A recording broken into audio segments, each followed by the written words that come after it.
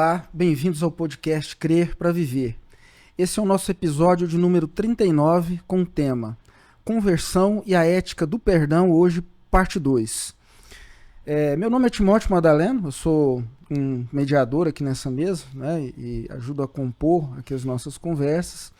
Eu sou psicólogo, sou doutor em psicologia pela UNB e tenho uma formação em teologia pastoral e urbanidade pelo Instituto Superior de Teologia Luterana. Junto comigo, o professor e pastor Cláudio Ivan de Oliveira. O professor Cláudio, ele é professor de História e Epistemologia da Psicologia da PUC de Goiás. Ele também tem uma formação em Teologia Pastoral e Urbanidade, tem uma formação em Teoria Social. Junto com a gente aqui, o professor Anderson Cleiton Pires. O professor Anderson, ele é pastor também, considero ele meu pastor, né? Um pai na fé, uma pessoa importante dentro da nossa história aqui.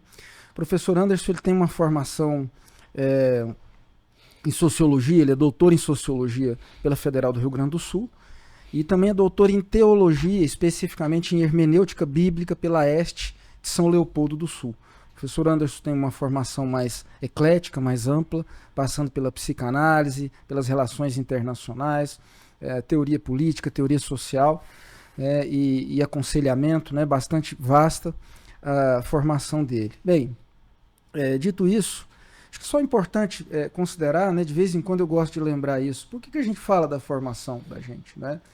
Por que isso é importante? Porque algumas pessoas podem confundir, achar que isso pode ter algum sentido ou vaidoso, ou de porque a gente quer dar autoridade para tratar de temas relevantes da atualidade. É mais do que isso, né? É para dizer que houve um tempo gasto, mas com a intenção dessa formação de tornar claras algumas coisas que são importantes para produzir cura para quem está nos ouvindo. Essa é a nossa intenção. A gente não quer produzir debate, a gente não quer tratar de temas doutrinários, teológicos, né, e de outras naturezas. A gente quer tratar do que é que a gente pode dizer aqui para tornar a fé, a proposta da fé cristã clara, para produzir cura em quem está nos ouvindo. Essa cura ela tem um sentido ontológico, a cura do ego, né, a cura da existência da pessoa. E nesse momento a gente está aplicando isso, essa nossa intenção, essa nossa missão, de falar da fé para produzir cura na consciência, né, que se desdobra para uma forma de viver. A gente está aplicando isso ao temas que já mais próximos e outros que estão se desdobrando agora, da conversão. A gente ficou bastante tempo nisso. Como a conversão ela é um tema relevante para a gente falar de cura da depressão. E agora a gente está tratando especificamente da ética do perdão. A ética do perdão, para tratar de perdão, o que tem que ser perdoado, né? Então, um tema importante para a gente chegar lá é de que maneira a fé cristã trata do tema do perdão. Para a gente chegar lá, a gente precisa tratar primeiro do problema da culpa. É o que a gente tratou no último episódio, é o que a gente vai tratar no episódio de hoje. O último episódio, rapidamente aqui, só para a gente lembrar, a gente falou de uma transição de dois mundos, de duas culturas, de duas realidades sociais. Primeiro, um mundo ainda muito marcado pela religião tradicional e pela moral religiosa tradicional, que foi tratado pelo Freud, por exemplo, criticado pelo Freud, como o professor Cláudio apresentou muito bem no episódio passado. Aquele era um mundo onde a culpa estava muito relacionada à transgressão cometida. Uma transgressão do quê? Dos limites morais impostos pela religião. O não pode. Imposto pela religião no seu sentido tradicional. Uma religião em que o valor era diferente, né, do que se vê agora em um mundo que a gente está chamando de edocultural ou edocapitalista, onde as variáveis aí, produção, consumo e prazer, por isso que é edocapitalista, elas estão em voga, elas estão em evidência. O prazer ele se tornou o critério máximo para as escolhas que são feitas. Nesse mundo edocultural ou edocapitalista, a gente está falando de uma sociedade que está se destradicionalizando, de um mundo, formação de um mundo pós-tradicional. Nesse mundo pós-tradicional, a culpa ela já não está mais relacionada a essa transgressão das normas de uma moral religiosa, de um limite imposto por uma religião de natureza tradicional. É menos a culpa por cobiçar o que é do outro, e é muito mais uma nova modalidade ou novas modalidades de culpa relacionadas ao quanto eu poderia e não estou participando da roda do consumo, do prazer, né, de se consumir experiências prazerosas. Né? Então, são culpas de naturezas diferentes. Dito isso, a gente precisa avançar um pouco, né, e a gente tem uma preocupação em tornar claros os conceitos que a gente está usando. Né? Então, a gente precisa tratar de uma fenomenologia da culpa no seu sentido individual, da culpa humana, né, no seu sentido individual. E aí eu começo com uma pergunta.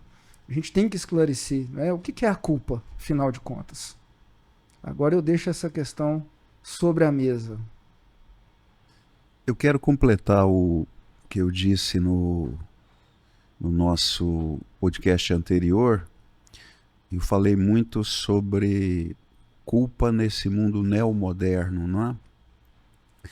Mas essa nova modalidade de culpa que eu abordei, existe um conceito que nos ajuda a entender muito bem essa nova modalidade de culpa que surge na sociedade da morte de Deus, da sociedade em que as comportas para o desrepresamento da libido, para uma liberdade instintual, elas são abertas, não é? Que é o conceito do professor Anderson, que é secularização da culpa. O que é secularização? Século, este mundo. Então, ao contrário da culpa que se afirma no mundo religioso, a culpa que deve ser percebida na perspectiva de um Deus que julga, não é? Teme a Deus, os olhos de Deus estão colocados sobre todos os homens, você encontra isso na literatura sapiencial. Então ali existe um juiz transcendente, não é? Agora não. Agora nesse mundo da secularização da culpa, a culpa ela é encontrada na perspectiva horizontal do encontro do eu com o tu. Então se trata de uma culpa que é socialmente construída. Mas é uma culpa que paradoxalmente nasce da necessidade de mútua satisfação de expectativas de realização de prazer, não é? No encontro do eu com o tu, existe um encontro de heterossubjetividades. Eu estou rendido a um compromisso, a uma exigência de um perfeccionismo performático, que é a expectativa do outro de que eu satisfaça o prazer dele, e, portanto, nessa relação heterossubjetiva, nasce inevitavelmente o medo de, antes mesmo da realização do ato, o medo dele não ser funcional. Então, a culpa pelo fracasso, ela já é uma variável, a antecipação do fracasso já é uma variável que se põe no exato momento do encontro entre os interagentes, por isso um conceito de heterossubjetividade. Então, nesse sentido, quem são os nossos juízes? Não é mais o Deus transcendente, não é? Os nossos juízes são aqueles que convivem conosco e estabelecem, não é? Respondem a um prumo social perfeccionista. Enquanto houver a crença de que nós somos capazes de dar um tiro, nós temos uma bala de prata, ou nós somos supermans capazes de satisfazer um ideal perfeccionista de vida feliz, inevitavelmente o encontro do eu e do tu será um encontro que vai produzir a culpa do outro, por não satisfazer as expectativas performáticas minhas, e a minha culpa por não satisfazer as expectativas performáticas dele, não é? Por isso, uma secularização da culpa, que evidentemente, essa tortura, ela acontece ao longo do cotidiano, ela é uma tortura que nos toca, não é? Ao longo das nossas mais diversas interações. Então essa culpa é uma variável que pervade todos os nossos movimentos e encontros nos diferentes espaços sociais, tanto do trabalho, da família, da amizade, não é? da relação dos pais com os filhos, dos filhos com os pais. Então, acho que num primeiro momento é interessante entender esse fenômeno da secularização da culpa. Quando ele falou, eu só pensei no seguinte: esse tipo de culpa secularizada está muito associado ao que a gente tratou amplamente essa expectativa performática. Ela também parece que aumenta a cobrança, né, interrelacional. Eu também vou cobrar mais do outro. Eu não só me sinto culpado, como eu começo a sobrecarregar o outro, porque a gente começa a estabelecer padrões, né, de performance cada vez mais altos, e aí tem todos os desdobramentos que acho que quem tiver interesse em ouvir mais amplamente sobre isso, em vários episódios isso foi tratado com textos diferentes, né? Sim. Lembrando que por que é que nós nos tornamos tão exigentes em relação a cobrar essa satisfação em relação ao outro, o que ele pode nos dar, né? O professor Anderson falou da ascensão do ideal democrático, não é? Desses ideais democráticos que fizeram desses direitos à plena realização do indivíduo direitos absolutamente inalienáveis, não é? Que operam no nosso cotidiano. Então, cada um de nós se sente no direito de considerar inviolável essa nossa expectativa de plena realização nas nossas interações. O conceito de culpa é um conceito complicado, porque ele está presente no cotidiano, na linguagem das interações que se estabelecem no cotidiano de uma forma imprecisa, de uma forma não conceitualista, de uma forma leviana, de uma forma acusatória. Na verdade, nós sempre dissemos o seguinte: aconteceu isso, foi culpa do fulano. Mas o fulano nem participou diretamente da situação em que está se levantando ou tentando transferir a responsabilidade ou a culpa deste para aquele, né? Então veja bem como é que o conceito de culpa é um conceito que foi banalizado na nossa cultura cotidiana, da vida cotidiana, né? E é um conceito que desde sempre, né? É um conceito que tinha uma camada, uma semântica de natureza religiosa. Ele não aparece de forma clara no Antigo Testamento. Ele não é aceito por Adão. Adão, quando peca, ele não diz: olha, meu senhor, eu vou assumir a minha culpa, porque o senhor disse para mim não comer desse fruto e eu comi. Não, ele acaba se safando da responsabilidade, transferindo a responsabilidade da transgressão a Eva, como sujeito daquele processo, da decisão daquela circunstância de comer do fruto da árvore proibida. Pois bem, então a gente pensa, né? Se de fato é um conceito que nasce dentro de uma conjuntura em que a moral está presente, a moral não, obviamente, uma moral bem definida, ainda a lei não havia definido o proibido e o não proibido, quer dizer, nós não tínhamos princípios normativos bem definidos para compor toda a arquitetura de uma moral civil, de uma moral social, de uma moral familiar, até onde os limites nos permitem ir e até onde os limites entre o eu e o tu nos proíbe transgredir certas fronteiras. Então, antes de tudo, moral a culpa é um conceito que está relacionado à autopunição ou à heteropunição.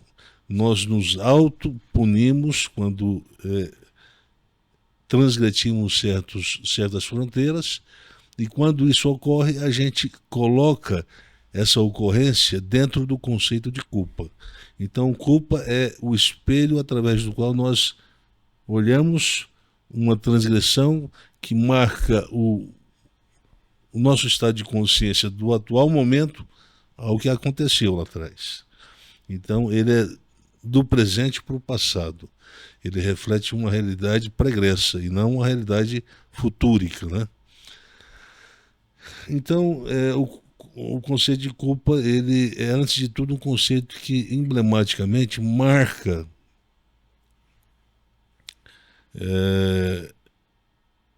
introduz, revela, deixa transparecer aquilo que a gente comentou lá no tema sobre o Natal. Aquela unidade afetiva, primeiramente, ela é uma unidade que se quebra com o conceito de culpa.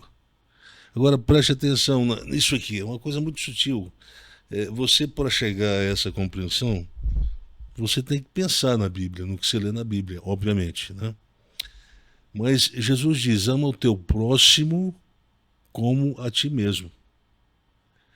Então, a medida que eu tenho para amar o meu próximo é a medida que eu tenho para...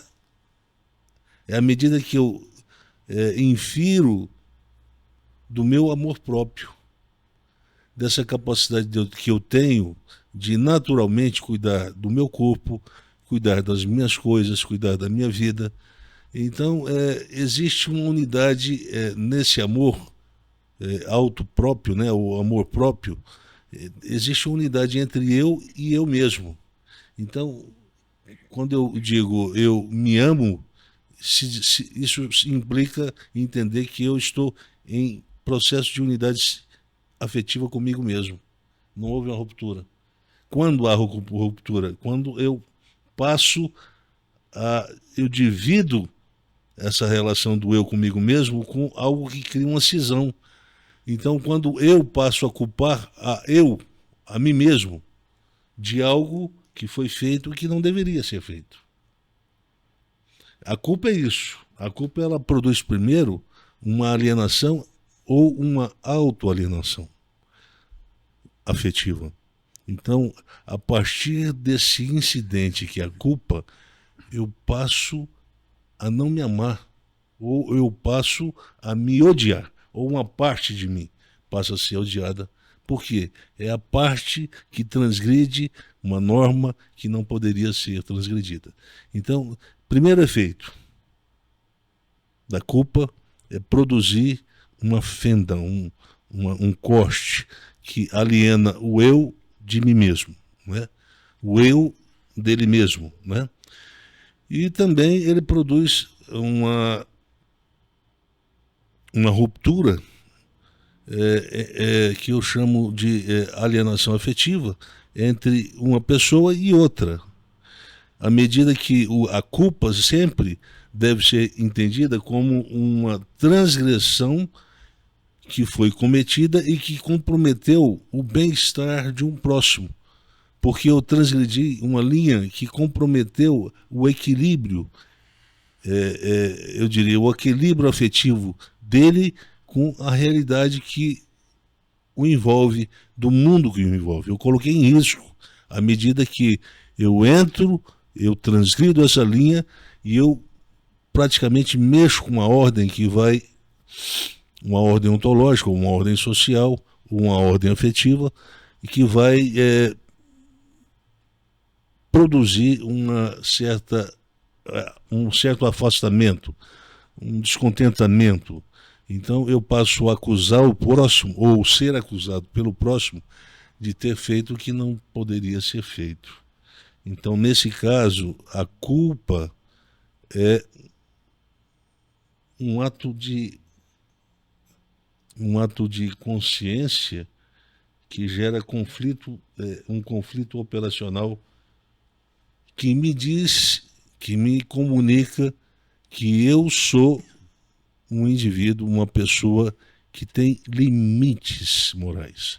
Portanto, a ideia de culpa e perfeição é a ideia que se dialoga ao longo da tradição da fé judaico-cristã. Por quê? E aí o professor Cláudio vai falar sobre esse texto para a gente. Mais adiante um pouquinho, um texto que fala sobre pedagogia do erro, né? E esse conceito do erro é um conceito que representa a natureza exatamente da transgressão ou da transgressividade, que está preconizada na ideia de culpa, né, que vem da religião. Mas a culpa ela tem punição. A religião diz que a culpa é punida até mesmo com a condenação de Deus a uma pessoa que pode, inclusive, ser separado definitivamente dele, que ele pode ser condenado ao inferno. Então, existem graus, parece que dentro da nossa tradição, a culpa foi tratada em termos de gradação. Existem atos que requer atos de transgressão, portanto, atos que produziram uma culpa, que requer um tratamento mais penoso e outros menos penoso. A gente vê isso lá no capítulo, no discurso de Jesus, lá naqueles capítulos de 5 a 7 de Mateus, do Evangelho de Mateus, está ali Jesus mostrando isso claramente. Olha, se dizia, não matarás o teu próximo, é o que diz a lei, né? Aí o Jesus fala assim, olha, eu vou mostrar para vocês que a coisa é mais grave. A coisa não acontece, o pecado não acontece quando ele é realizado a nível prático, mas quando ele é pretendido a nível subjetivo, psicológico. Qualquer um que fala, comete um dolo contra o seu irmão. Opa! Aqui eu estou tendo uma informação interessante. Então, a culpa, para ser considerada culpa, ela tem que ter dolo, ela tem que ter intenção. Então, existem dois tipos de culpas. Existe a culpa legítima, a que tem intenção de ferir, de transgredir, uma linha que não poderia ser transgredida. E existe uma culpa que é ilegítima. Na verdade, toda culpa que é ilegítima, ela é muito mais praticada de forma, eu diria, daquele que é o agente efetivo na prática da transgressão, do que por outro. Quer dizer, eu tenho aí a lembrança de uma atriz muito famosa, da década de 80, no Brasil, uma atriz brasileira muito famosa, em que ela parece que assassinou, não, matou o filho dela de forma não intencional. Ela deu uma ré, não percebeu que ele estava atrás do carro, acabou passando por cima da criança e ela morreu. E essa menina teve que ser internada, essa atriz, e ela disse que a vida dela parou ali, a vida dela foi paralisada e ela nunca mais teve vida de qualidade a partir disso, porque havia uma culpa, mas uma culpa ilegítima. Por quê? Porque não houve intenção da parte dela de passar por cima da filha. Então, houve casos de pais que perderam seus filhos e acabou que ou o pai ou a mãe, acusaram um ou outro de ter deixado a filha morrer, como se ele tivesse a intenção planejada, operando por trás de um plano pernicioso para dar cabo a esse plano de tirar a vida do próprio filho. Então tem muita gente que assume a culpa legítima e se adoece a partir dela de forma absolutamente, eu diria, ignorante, por uma ignorância. Primeiro, porque culpa ilegítimo não é culpa. Porque sem a intenção, sem a intencionalidade, não existe como definir culpa como um ato de transgressão intencionado. Ou seja, criado, planejado para executar determinado desejo maléfico, né? Dolo é isso. E, portanto, se uma pessoa atropela uma outra pessoa na rua e essa que foi atropelada vem morrer, mas afinal de contas você quis atropelar ela ou não? Não quis. Então não houve um dolo, não houve uma intenção. Se não houve intenção, não houve um dolo, então o juiz não pode dar uma sentença, como se fosse uma culpa dolosa. Não pode. Foi acidental. Houve imprudência, talvez a velocidade tivesse um pouco mais do que deveria do carro, mas isso não era intencional. Não compunha. É muito mais fácil lidar com o juiz externo sentado ali, né, dentro de um tribunal, do que com o juiz da Sim, própria sim. consciência imaginária. Exatamente. E aí a relação da culpa e da perfeição, né? Esse pecabilismo, essa cultura da impecabilidade, né? Porque a gente da cultura da perfeição, da cultura do perfeccionismo. Há um cruzamento desses conceitos, porque na verdade, quando se fala da culpa, nós estamos relativizando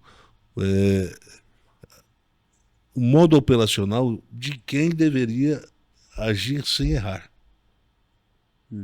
Quer dizer, quando a gente fala, ó, ele agiu de forma impecável, significa que a ação dele passa a representar o conceito de perfeição, perfeição moral. Então, se é perfeição moral, então nós passamos a atribuir um predicado, eu diria, que eleva a moral daquela pessoa a um nível maior do que a dos outros mortais. Sim. Então é como se ela fosse, na verdade, invulnerável a determinados erros. É como se ela não pudesse ser mensurada, medida com os mesmos critérios dos mortais, dos outros mortais. Ela está acima, ela é perfeita, né? Então, culpa, perfeição, isso teve presente no imaginário coletivo desde que mundo é mundo. E, infelizmente, essa consciência produziu uma certa cultura interna, interior, de que nós somos responsáveis por tudo que acontece, seja de bom ou de ruim. Então, no casamento, se o marido vai dormir sem tomar banho, a esposa reclama. E se ele tem a cultura de fazer isso com certa frequência, ela começa a ameaçar o marido de que isso pode, inclusive, causar um dano irreparável na relação dos dois. Para gerar esse complexo de culpa, às vezes o marido, por esquecimento, ele dorme sem tomar banho ou sem tirar a roupa que ele foi para o trabalho por uma questão de falta de memória, etc. Tal. Não tem a intenção de provocar nada disso. Veja bem que o conceito de culpa ele é o conceito mais próximo de natureza patológica do conceito que gera da realidade, da experiência que uma pessoa pode ter de uma desorientalização do presente em relação ao futuro ou de uma horizontalização.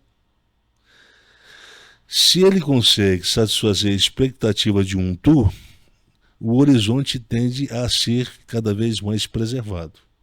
Se não, esse horizonte é comprometido, então a noção que se passa a ter dessa pessoa, que é flagrantemente uma pessoa que comete certos pecados, intencionais ou não intencionais, então o horizonte ele se desfaz. O horizonte perde a sua natureza escatológica, perde a sua dimensão linear horizontalizante ou rehorizontalizante, né?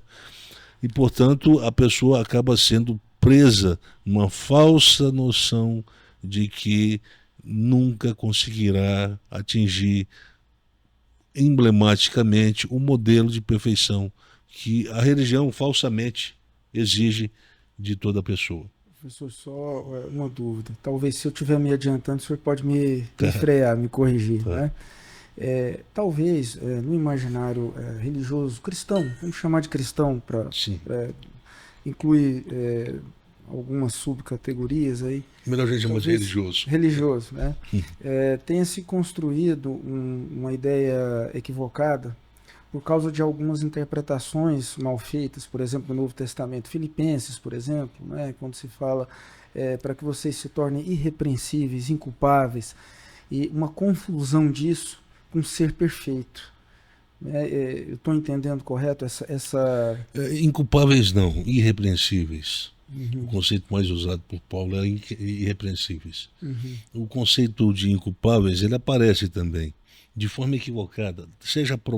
É provável que seja problema de tradução. tempo. Sempre quando nós lemos algumas coisas estranhas na nossa Bíblia, nós temos que tomar certos cuidados. E aqui eu estou tomando a minha autoridade como alguém que tem formação doutoral na área de Bíblia, Novo Testamento. Bíblia, Antigo e Novo Testamento, mas eu me dediquei mais ao Novo Testamento, sobretudo aos escritos de Paulo. Então, cuidado com essa coisa de fazer essa cultura religiosa do senso comum. Ela é perigosa, ela produz distorções em linguagens, em conceitos, em compreensões, em crenças que viram tabus. Quer dizer, nós temos que tomar muito cuidado com isso. Estou aqui tentando, na verdade, tratar de um tema que é complicado, que é muito complicado, e que eu estou lidando com ele todo dia. Todo dia. Difícil o dia que eu não lido com esse tema. Todo dia alguém está culpando alguém de forma imbecil. Desculpa a expressão, mas de forma imbecil. Todo dia um inocente está levando um soco da culpa sem merecer. Então, ou é do patrão, ou é do empregado, ou é da esposa, ou é do marido, ou é do pai, ou é da mãe, ou é do filho, ou é do amigo, e etc. Quer dizer, nós não lemos o suficiente para entender o que significa o conceito, mas usamos e instrumentalizamos semanticamente o conceito da forma equivocada, para manchar a moral de uma pessoa que não teve a intenção, né, de fazer algo contra, algo que apresentasse um comportamento que coubesse no conceito de culpa intencional. Cruza com um dos temas anteriores, que é a ética da justiça. Sim, sim, a culpa legítima, né? Então, quando a gente fala, faz a pergunta, o que é a culpa? A culpa é a consciência de um conflito operacional que é representada na natureza da insuficiência humana. E, portanto, a culpa, ela é um predicado constitutivo dessa natureza de insuficiência.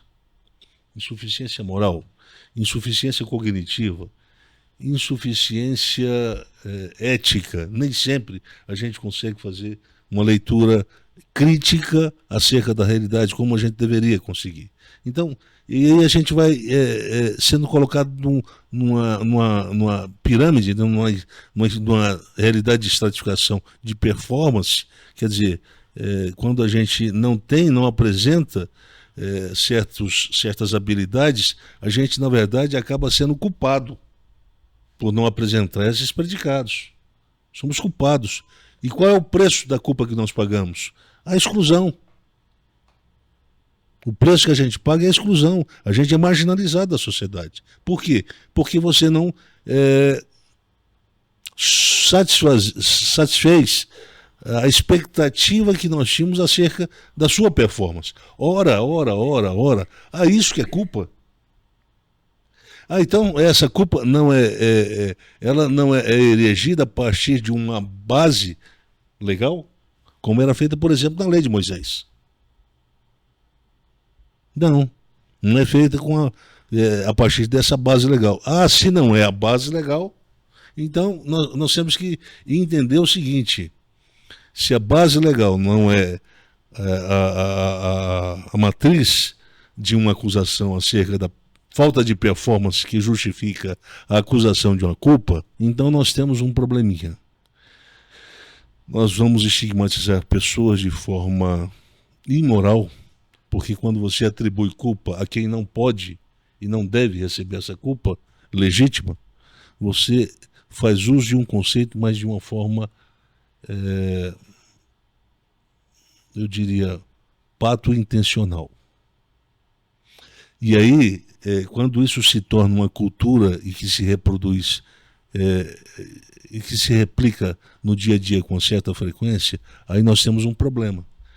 Nós temos a possibilidade de achar, a partir dessa prática, a gente achar e definir certos comportamentos que podem ser considerados de comportamentos psicopatológicos.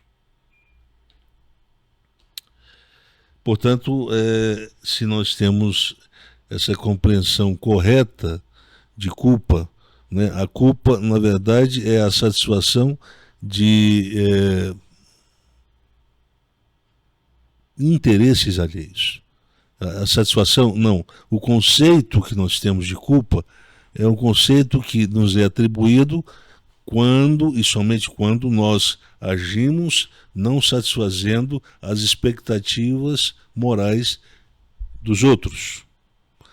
Então, se isso é culpa, então o conceito ele tem que ser completamente ressemantizado, retrabalhado, repensado dentro da nossa cultura ocidental.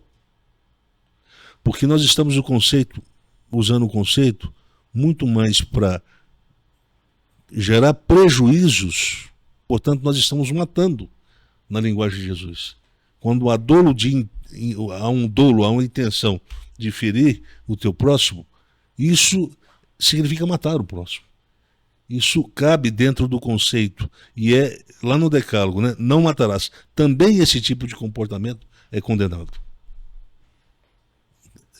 Se está entendendo a seriedade do negócio, a coisa é muito complicada. E o professor Cláudio vai trazer para a gente uma reflexão sobre as mais variadas concepções de culpa numa perspectiva da análise social. Ou psicossocial, né? Pois bem, eu vou adiantar mais um pouquinho o conceito. O que a culpa produz?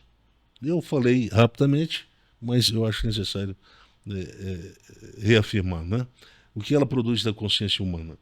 Ela produz uma falsa noção de imputabilidade ou auto-imputabilidade. A condição humana, por ela ser incompleta.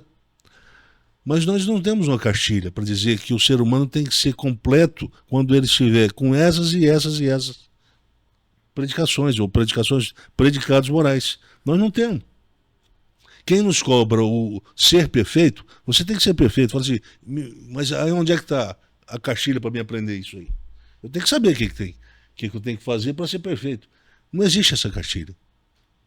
Porque se traduziu mal o conceito de teleios no grego. Teleios no grego, quando Jesus usa sede perfeitos, como vosso Pai é perfeito, na verdade não poderia ter sido usado ou traduzido da forma como foi. Mas sede maduros. Maturidade. Maturidade tem a ver com capacidade de coexistir nas diferenças, nas insuficiências, nas incompletudes, nas deficiências. Portanto, ninguém agride ninguém por ser deficiente. Ninguém cobra ninguém por ser insuficiente. Isso é fé cristã. Agora me diga, se isso não está sendo praticado de forma inversa dentro do mundo religioso, em geral, seja no mundo religioso católico, evangélico, etc. Sim, a gente faz isso. E a gente acha que isso é muito normal. A gente acha que é isso aí mesmo. O tempo todo faz parte da nossa cultura. É uma cultura da maldade. É uma cultura que está entranhada dentro de uma engenharia da maldade. O cara deixou o copo cair com água no chão, mas não houve intenção, foi um acidente. Não, mas você é todo estrambelhado. Aí você tem que reduzir a competência. O pastor fala o português errado. O pastor fala o português, aí não dá, ué. A gente vem cá escutando uma pregação e o pastor, nem o português ele sabe usar bem. Quer dizer, e aí vai. A gente vai fazendo um uso malévolo, um uso diabólico do conceito para produzir cada vez mais ondas, tsunamis, que vai produzir cada vez mais destruição, vai reduzir o capital afetivo. A presença do capital afetivo dentro do espaço, da esfera de interação no cotidiano. Uma pergunta, né? Voltando ao problema da secularização da culpa, mas também dialogando com as afirmações que o professor fez sobre por que nós assumimos tantas culpas ilegítimas, não é? Culpas ilegítimas são aquelas nas quais não houve uma intenção e um conhecimento a médio e longo prazo das consequências. Essas são as culpas ilegítimas, nas quais essas variáveis não estão presentes, não é? Mas, ao mesmo tempo, é curioso perguntar por que assumimos essas culpas? Por que nós nos tornamos vítimas dos acusadores, não é? Há um conceito também no texto, a construção, Inverno da Alma, a construção social da culpa, que é o conceito de sociedade dos acusadores. Os acusadores, não é? Estes com os quais nós interagimos no cotidiano. Não são os demônios metafísicos, nem Deus, nem os anjos. Os acusadores são aqueles com os quais nós interagimos. E nós mesmos, não é? Mas por que sociedade dos acusadores? Lembrando o que nós já analisamos em outros momentos, não é? A ética protestante trouxe o ideal perfeccionista da ética protestante é a competência. A competência que se afirma no mercado de trabalho. Então, se o empregador está pagando, o erro é inaceitável, não é? E o próprio empresário, não é? Ele tem que ser um cara, lá no mundo da ética protestante, um cara que mostra todas as virtudes necessárias, não é? Desse Superman, desse self-made man, desse cara forte que não mostra fragilidade. Mas, ao mesmo tempo, essa ética protestante, ela introduziu no cotidiano, ela teve como consequência uma microfísica da competitividade. Quer dizer, a competição se dá a todo momento. A todo momento nós temos que disputar quem é o mais competente. Não é? E essa disputa... Neurose, né? A neurose, exatamente. A neurose da competência, porque assim como o ego não consegue satisfazer a demanda religiosa da perfeição, ele também não consegue satisfazer a demanda da racionalidade capitalística, da competência performática, não é? E preste atenção, onde se torna inaceitável o encontro com aquele outro que tem um predicado que o coloca em vantagem comparativa em relação a mim. Então, nessa microfísica da competitividade, nasce uma forma maliciosa de eu vencer o outro. Eu me torno um acusador. Eu me torno aquele que maliciosamente observa o ponto fraco do outro ou a mentira que eu posso produzir para expor uma suposta incompetência do outro. E eu faço questão, às vezes de forma sutil ou direta, de tornar público, não é? Essa acusação que eu estou fazendo com a finalidade de tornar disfuncional a performance do outro, de maneira que eu quero gerar nele exatamente uma culpa por não satisfazer esse ideal perfeccionista de competência, não é? Imagina isso ingerindo dentro das relações conjugais, dentro das relações familiares, sim, dentro da relação professor-aluno. Né? Isso. Que se tornou, o professor Anderson fala no texto, de nós passamos de uma sociedade do trabalho para uma sociedade do prazer, não é? E então essa microfísica da competitividade, ela não opera mais só no mercado de trabalho. Então nós temos a sociedade dos acusadores operando nos mais diversos espaços sociais. Somos acusados e acusamos o tempo todo. E como nós absorvemos esse ideal da perfeição e da suficiência do self-made man, e também a suficiência daquele que tem que ser capaz de experimentar o prazer e proporcionar o prazer, nós nos fazemos vítimas absolutamente vendidas diante da acusação daqueles que apontam as nossas supostas imperfeições. Note bem que existe uma relação muito tênue, né? Uma linha que separa essa prática da culpa, da acusação, utilizamos essa imputabilidade, a culpa é uma imputabilidade, para deslocar a apreciação que tem potencial de aumentar ou diminuir o afeto dessa para aquela outra pessoa. Então nós dois estamos competindo. O professor Timóteo ele é passivo nisso aí, mas ele é observador. E ele está avaliando quem de nós dois vai apresentar melhor performance sobre determinada prática, né? Note bem que, via de regra, nós desenvolvemos mais afeto por quem tem melhor performance. Então, a imputabilidade é um meio de exaurir, quando não tudo, mas parte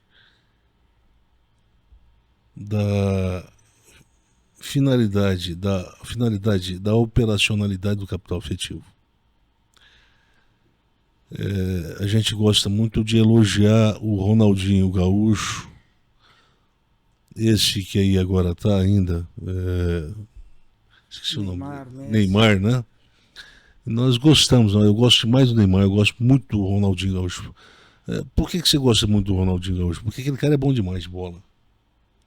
Então, note bem que a relação afeto está diretamente ligada ao conceito de racionalidade performática.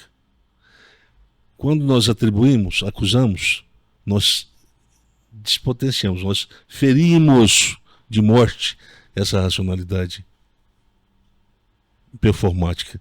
Mas ela não morre naquele lugar, naquele momento. Mas ela diminui. Ela diminui um às custas de o enaltecimento de outro. Então o professor Timóteo observou a ausência da racionalidade performática em mim e por isso ele teve que dar ponto ao professor Cláudio, que passou a chamar mais atenção afetiva dele do que eu. E esse é, eu diria, a tríade que compõe a mecânica de funcionamento dessa engenharia da interação.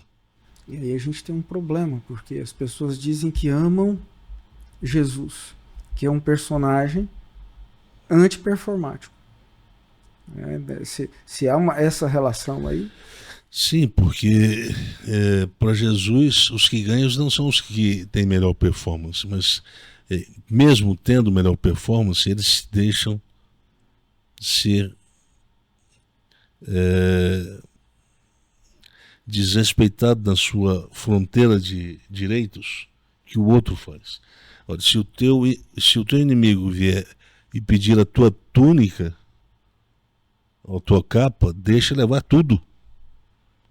Não vai querer segurar na base do braço. Da performance.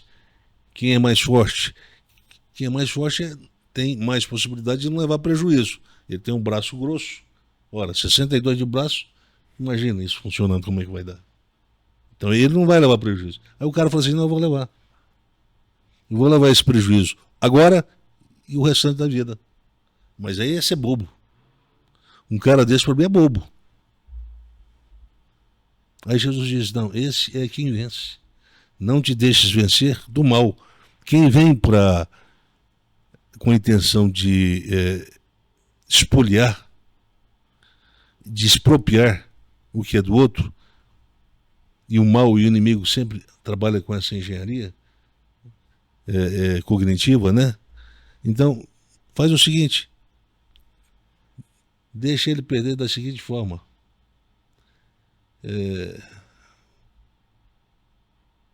Deixa ele levar tudo. O vencedor é o E o que ele dava valor passará a não ter mais o valor que ele dava.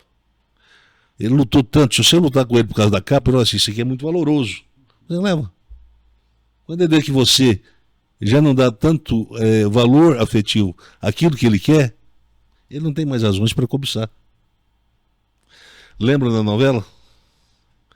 Quando os ladrões encontram o Moisés e o irmão Arão no deserto e pega o anel que o Moisés tinha ganhado do irmão primo, né? O irmão Ramsés. Aí, só porque o Moisés usou de uma tática, ele não valorizou aquele anel. O cara falou assim, já que você não valorizou esse anel, então devolveu. Devolveu. Se não é de valor, então eu não vou cobiçar uma coisa que não tem valor. E aí a relação, como ela é construída, né? Nós vamos chegar no conceito de cobiça mais adiante, se não der para ir hoje.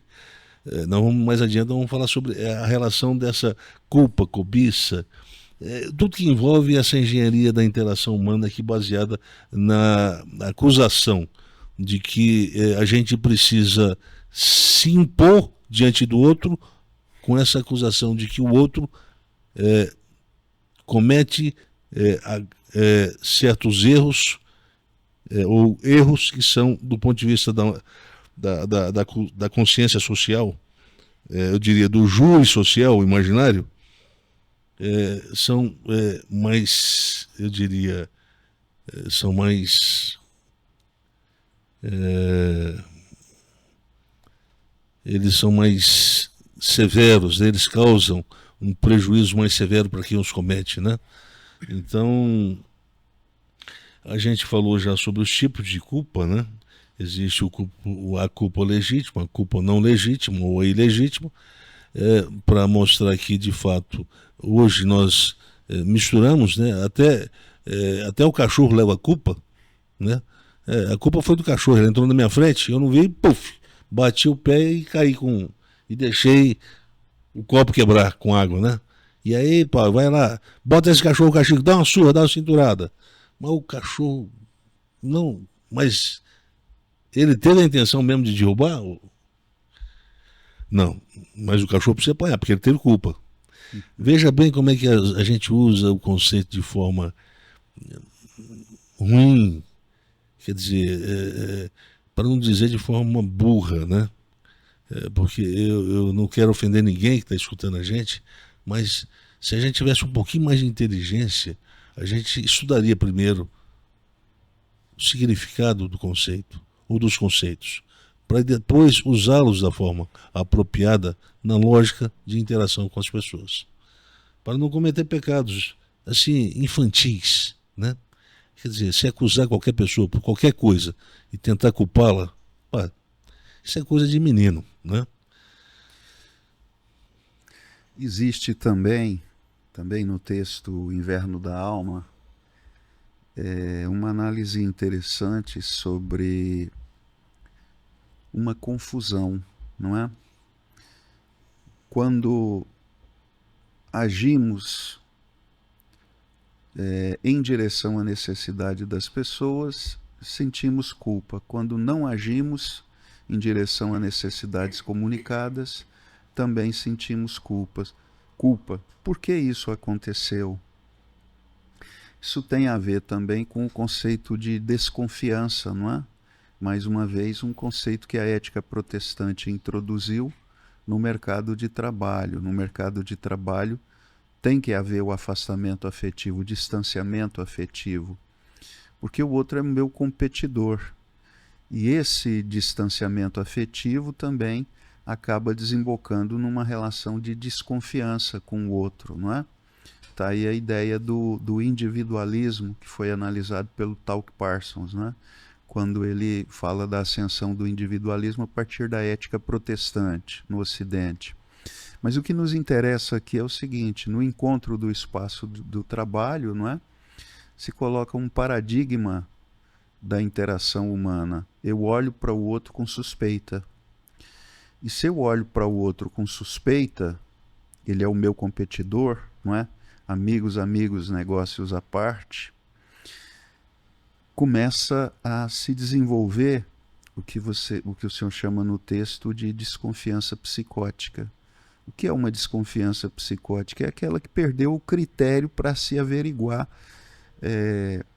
essa desconfiança, ela tem fundamento ou não tem fundamento? Eu posso, a objetividade dessa situação me dá razão para desconfiar ou não? Não, eu perco esse critério.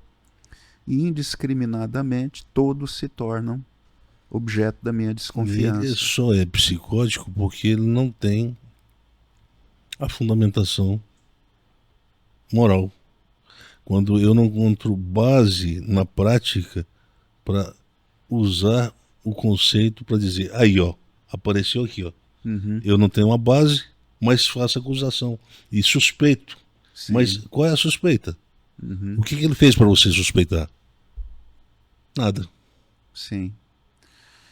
De maneira que, à medida que essa desconfiança psicótica opera no cotidiano, ela deixa uma dúvida. A dúvida que desemboca em uma culpa. Eu não ajudei, mas deveria ter ajudado? Eu ajudei, mas será que eu deveria ter ajudado? Eu não fui enganado? Eu não fui trapaceado? Quando eu pergunto se eu fui trapaceado, eu me sinto culpado por trair o ideal daquele que se distancia afetivamente para não ter prejuízo. Eu traí o ideal da racionalidade capitalística. Então a gente está condenado a sentir culpa quando a gente estende a mão e a gente está condenado a sentir culpa quando a gente não estende a mão. Porque nos falta o critério de discernimento do que é uma necessidade legítima comunicada, não é? Eu vejo muito isso lá como professor na universidade. Às vezes eu identifico necessidades legítimas de alunos autistas que dizem, olha, eu preciso que você me ajude aqui. E eu vejo outros professores reagindo no sentido de que esse aluno quer me enganar. Ele não está querendo enganar, ele está comunicando a necessidade legítima, assim como há o aluno que está querendo enganar. Toda prova ele fala que não pôde ir, não é? E hoje em dia é muito fácil conseguir um Eu nunca vi um aluno fazer isso na minha vida. atestado falso, não é? Um atestado falso, não é? E me coloca na parede, que se eu rejeitar, ele pode me enquadrar legalmente, não é? Mas é preciso aprender a discernir, não é? Pelo menos a maioria das vezes, o que é uma necessidade legítima e o que é uma trapaça. Porque senão você vai eternamente viver essa culpa, não é? Essa culpa por estender a mão, trair a racionalidade capitalística. Não estendi a mão, não é? Trair um ideal de sensibilidade para uma necessidade legítima. Mas isso nasce do quê? Nasce do distanciamento afetivo, nasce da desconfiança psicótica que está presente no nosso cotidiano a partir da ética protestante. Pois bem, eu diria que alguma reação em relação ao professor Cláudio? Não. A pergunta que também nasce aqui é, bem, essa cultura, né? Essa cultura que se pratica, essa cultura de acusar o outro de não ser responsivo a um caprichozinho que via de regra, quem acusa tem um capricho, né, e quer que seu capricho seja suprido. Então, quando o outro não supre o seu capricho, ele é acusado de culpado. E, portanto, veja bem, cadê a base da culpa? Cadê a base legal da culpa? Cadê a base gramatical da culpa? Cadê a base moral da culpa? Se não há nenhuma dessas bases a partir dos quais se possa salvaguardar ou não a omissão que é percebida do outro em relação à minha expectativa, então eu não tenho como dizer que ele é culpado ou inocente. Não há como fazer isso. Mas o problema é que quando a gente fala de culpa, a gente fala de uma coisa mais complicada. Nós falamos de um potencial de gerar uma ruptura na consciência do eu. Então, se pergunta que tipo de alienação psicológica a culpa pode produzir, a resposta seria autorrejeição afetiva em quem se torna objeto, em quem se torna objeto da acusação. Lembre-se que existe a unidade afetiva que pode ser pensada tanto em relação ao outro, amarás ao teu próximo, o outro além de mim, mas também amarás a ti mesmo. Amarás a ele como tu amas a ti mesmo. Então, não se existe o mandamento de não amarás a ti mesmo. Não existe esse mandamento. Mas quando se estabelece a culpa, quando eu aceito a culpa, eu produzo uma condenação em parte do meu agir moral que vai afetar a minha compreensão de mim mesmo. E essa compreensão distorcida vai ser odiada. É uma parte da minha identidade que vai ser odiada por mim mesmo. Olha aí, alienação, autoalienação afetiva. Isso é sério. Porque tem nome para isso aí, tem nome. Tem conceito que a psiquiatria criou, né, para estigmatizar esse cidadão que perde a capacidade de se auto-amar, né? Isso é um tema para um outro momento. O ame ao seu próximo como a si mesmo, em algum momento a gente disse que Jesus deu um novo mandamento. Amo como eu vos amei, mas isso não implica deixar de amar a si mesmo. Significa enxergar a necessidade do outro e ser capaz de se doar. Não é uma autoalienação. Né? Ali, na verdade, não é a troca de ordenâncias. É um modo operacional, é uma forma diferente de amar. Ali não está querendo sobrepor um modelo, um mandamento sobre o outro. Uhum. Não, mas é uma forma diferente. Nem é o amar ao teu próximo, nem é amar a ti mesmo. É algo mais grandioso, mais divino. Acho que quando isso foi mencionado, até foi comentado, porque ali tinha um limite farisaico, né? Eu amo, o meu próximo é até quem é judeu, ou quem é da minha família. Né? Eu acho que tinha mais esse sentido de... Esse é o contexto de fundo, contexto cultural de fundo. Mas a verdade, na verdade, é um tipo diferente de amar. Porque não que Jesus fala de esse é um conceito complicado, né? Fala assim, do alto amor, né? Do alto afeto. Aplicar isso a Deus, isso é complicado. Epa, eu não tenho essa liberdade com Deus, hein? Deus não me deu essa liberdade. Quer dizer, é um traço, entre aspas, da psicologia da personalidade de Deus que eu não sei. Ele não me comunicou isso aí. Ele não saiu lá do céu e falou assim, olha, ainda vou não contar... conhecemos essa teoria da personalidade. Pois é. Chegou ali e falou assim, vou contar uns detalhes da minha personalidade aqui para você. Né?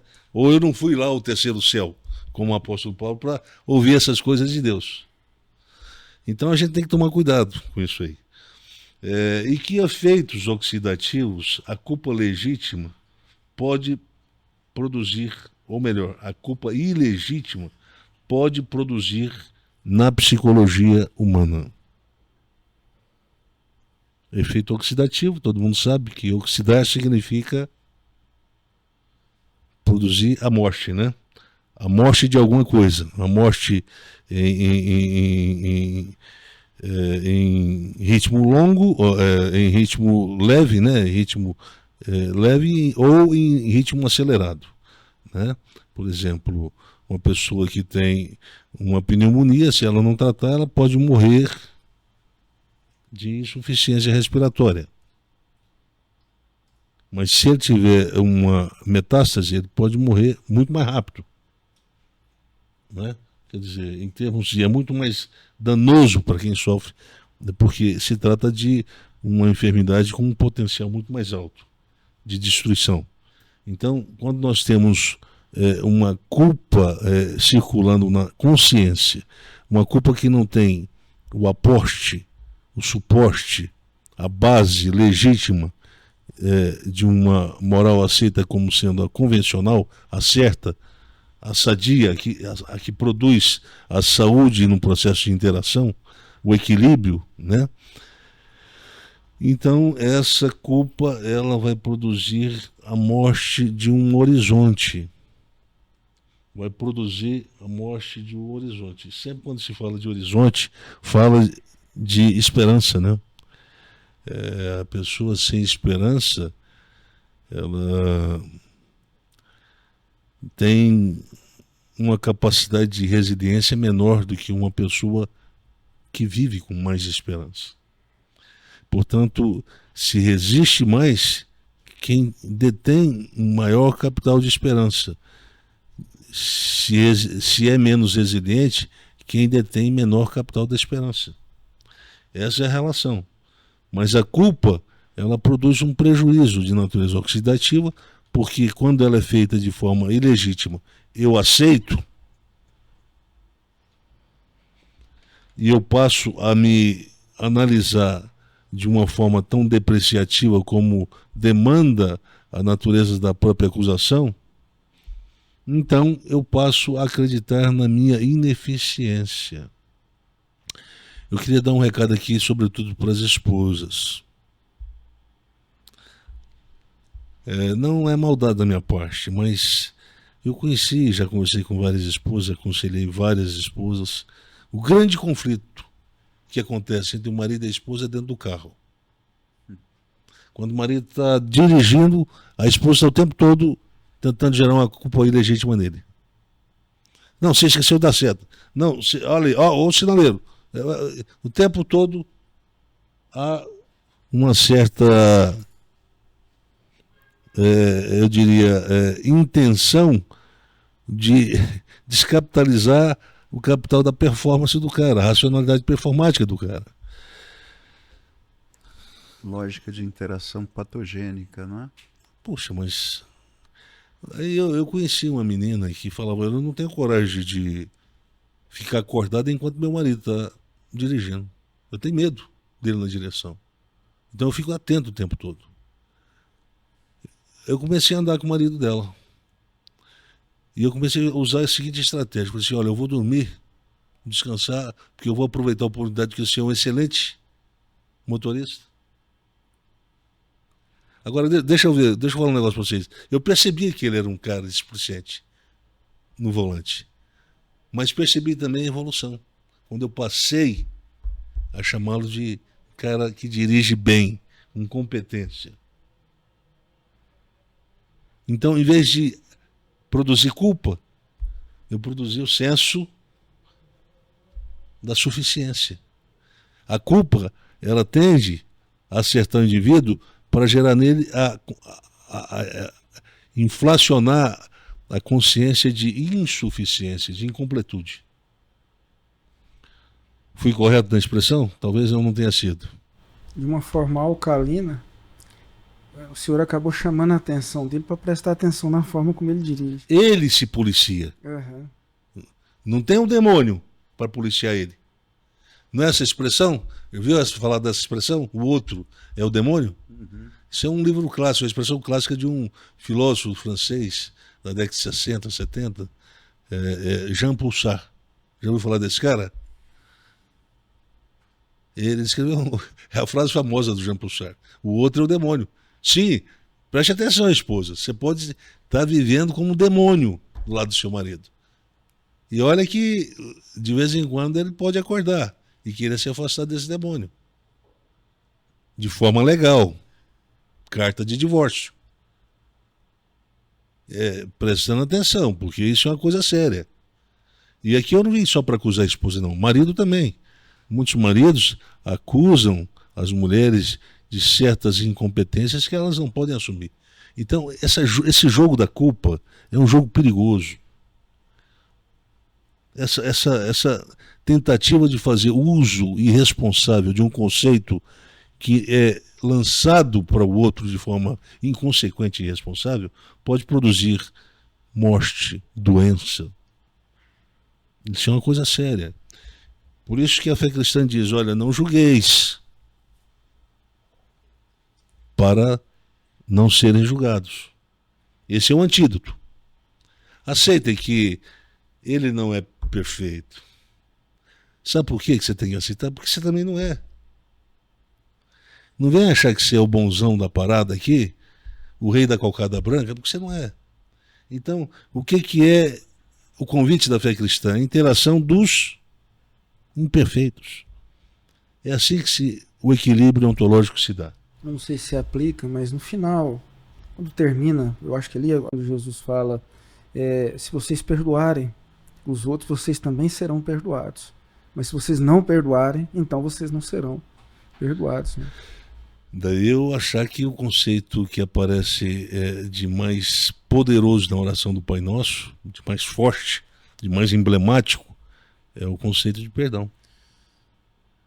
Primeiro que o perdão tem um poder terapêutico, né? De descomplexificar todo o sistema de crença e imputar ao indivíduo uma saúde que ele precisa para viver. Uma saúde psicomoral. Então ele precisa do perdão. Ele quer ouvir, olha, eu não estou cobrando de você a perfeição. Isso que é o hétero perdão. Quando Deus perdoa os meus pecados, ele quer escutar da parte de Deus, que ele imputa como sendo um ser perfeito. Eu não te acuso de não conseguir ser como eu. Porque via de regra, qual é a expressão da serpente lá em Gênesis? Vocês serão o quê? Perfeito como ele. A gana de ser como Deus vem lá de trás. Esse ideal de perfeição, então, eu posso me arriscar a dizer que é uma coisa demoníaca. Completamente demoníaca, mas está nas igrejas. Está viva essa cultura, né? Esse chamado, professor Anderson, o chamado que o senhor está fazendo aqui é um chamado da fé cristã, a mudar lógicas de interação. Para que mudar lógica de interação? Para preservar o outro, para preservar a saúde do outro e para preservar a saúde das interações. Tudo que o senhor falou agora vai nessa direção. É chocante ver as pessoas ouvindo isso, se compreendendo como cristãs e se recusando a essas mudanças. A fé cristã nos chama a rupturas, a mudanças, não é? Então, se não existe a disposição para mudança, eu pergunto, essa pessoa precisa se perguntar, de fato, eu tenho interesse em seguir esse caminho que é proposto pela fé cristã, sem disposição para mudança, não existe, ele não pode sustentar essa afirmação. Eu queria pedir para o professor Cláudio para trazer uma reflexão, uma análise daquele texto, Pedagogia do Erro. Eu achei que é melhor... Não, para próximo. Para próximo, sim, para o próximo que podcast. Uma sequência norteadora, né? Eu acho que aquele texto vai ser extraordinário. A gente está tratando até agora da culpa. Eu acho que o senhor estava falando exatamente do tipo de crença oxidativa que a culpa produz. Acho que ainda está tratando, né? Sim. Mas a gente está mirando mais lá na frente o que pode ser feito para desfuncionalizar esse quadro neurotizante que a culpa que produz. A culpa produz. Exatamente. Aí a gente vai chegar no perdão. Na engenharia do perdão. Sim. Entendeu? Sim. É tudo uma construção. Para quem está acompanhando a gente desde o início, nós começamos há mais ou menos uns 10, 11 meses atrás, né? Para quem está acompanhando a gente lá de trás, está vendo que nós estamos construindo aqui. Nós estamos construindo, tentando organizar o nosso sistema de crença, o sistema de crença da fé cristã, para tornar ele mais inteligível por parte daqueles que nos veem no podcast, né? Por quê? Porque pregação de púlpito não faz isso que nós estamos fazendo aqui. As pregações, procura as pregações que tem aí. Eu duvido que vai expor de maneira tão clara e pericial os temas que nós estamos colocando aqui nesse podcast. Quando o professor Timóteo fala sobre qual é a formação desses caras, nós não estamos querendo fazer exposição, ostentação de poder cognitivo, de capital educacional aqui, não. Nós estamos querendo dizer para vocês o seguinte, olha, se você vai ao médico bom, é porque você precisa de alguém que faça um diagnóstico correto do seu problema. Pois bem, para a gente fechar o nosso tema de hoje, eu acho que ficou bem redondo isso hoje, hein? Nós estamos tratando do fenômeno da culpa individual, né?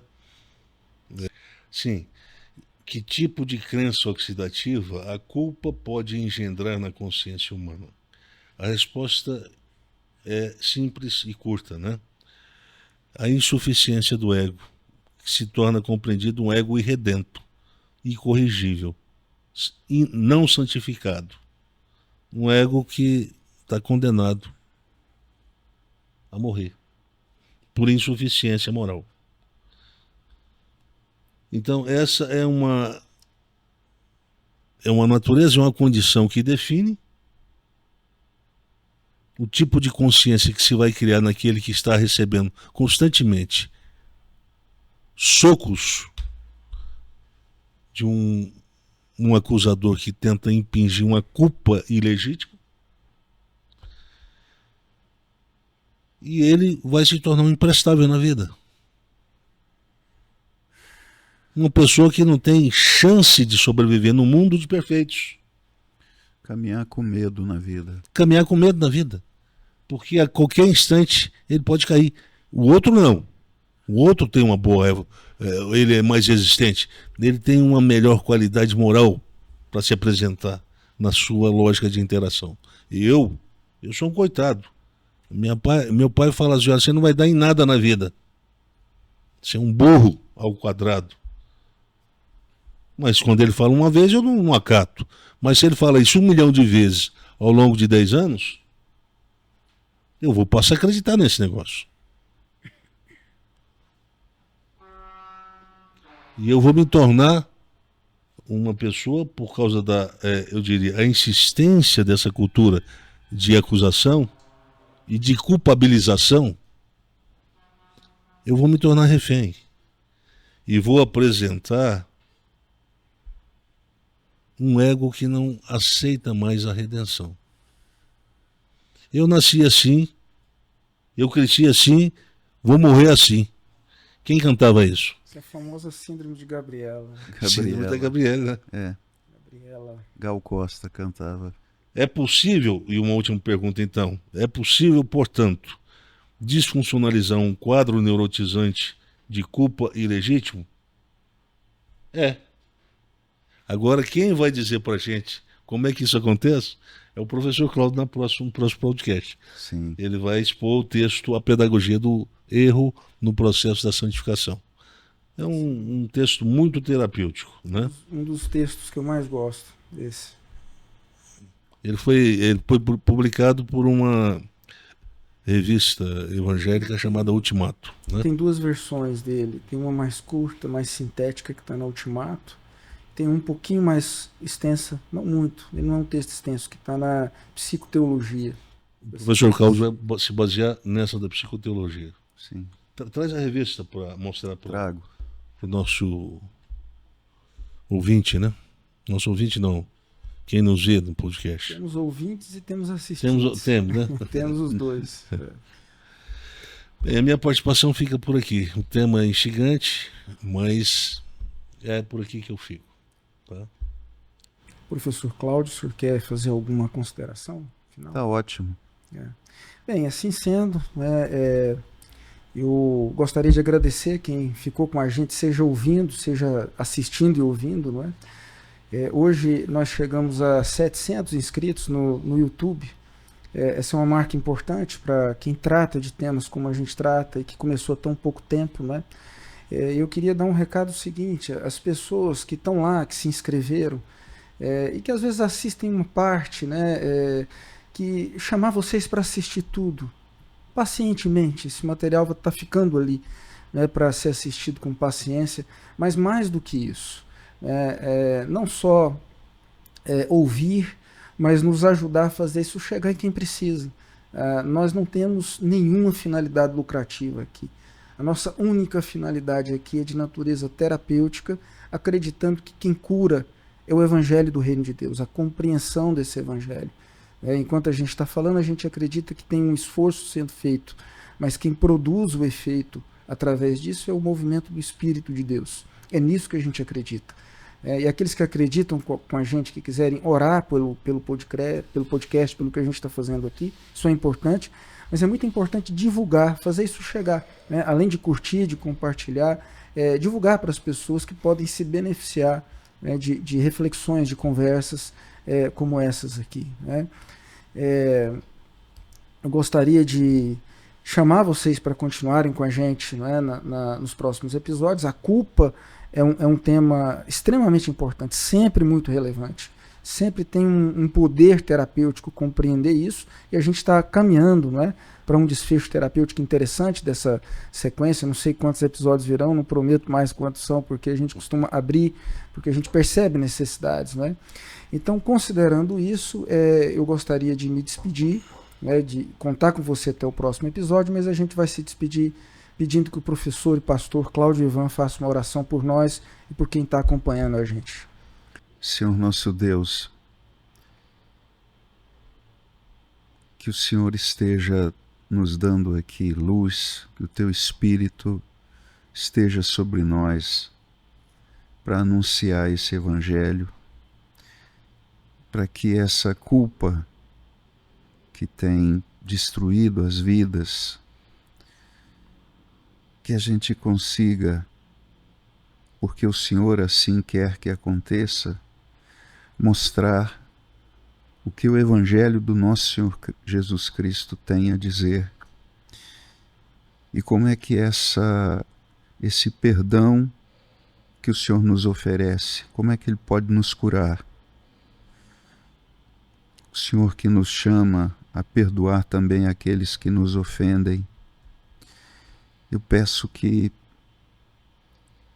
para todas as pessoas que estão em crise, vivendo os medos, vivendo depressão por conta dessas culpas, meu Pai, eu peço que elas sejam assistidas pelo Senhor Jesus Cristo. Eu peço que esse toque do Senhor produza cura para essas pessoas, em nome de Jesus. Amém. Até o próximo episódio.